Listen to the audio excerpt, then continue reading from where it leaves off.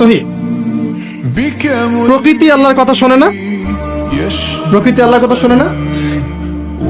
এই বিশাল সাগর আপনাদের আল্লাহর আদেশেই আপনার পা ধুয়ে দিচ্ছে।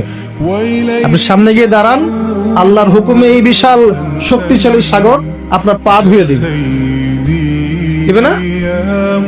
আল্লাহ যখন ওকে আদেশ করবেন যে আমার বান্দারা সবাই ইয়াবা খায়, আমার বান্দারা সব মাদক খায়, আমার বান্দারা সব জেনা করে, আমার বান্দা বান্দিরা এখানে পতিতা বৃত্তিতে লিপ্ত হয়েছে, জেনায় লিপ্ত হয়েছে, আমার বান্দা বান্দিরা এখানে নগ্ন হয়ে ঘুরছে, নামাজ কালাম পড়ছে না, তুমি এদের সবাইকে ভাসিয়ে দাও। সাগর ওই দিন আপনাকে ভাসিয়ে দেবে। সাগর তার কথা শুনবে? শুনবে না? প্রকৃতি আল্লাহর কথা শোনে। তো এই প্রকৃতি জড়ো করে দিল ছাইগুলো, জড়ো করে দেওয়ার পরে আল্লাহ পাক ওই ব্যক্তিকে আবার জীবিত করে বললেন যে তুমি এই কাজটা কেন করেছিলে? কোন কাজ?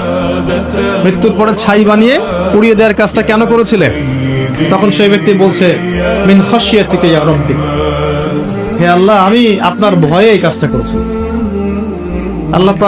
আল্লাহ পাককে সে আরো একটা সেন্টেন্স বলেছে, আল্লাহ পাক ওটা হাদিসের মধ্যে নিয়ে এসেছেন। তিনি বলেছেন আমি আপনার ভয়ে করেছি কি করি নাই, হে আল্লাহ আপনি তো সেটা ভালো করেই জানেন। কথা বুঝতে পারছেন?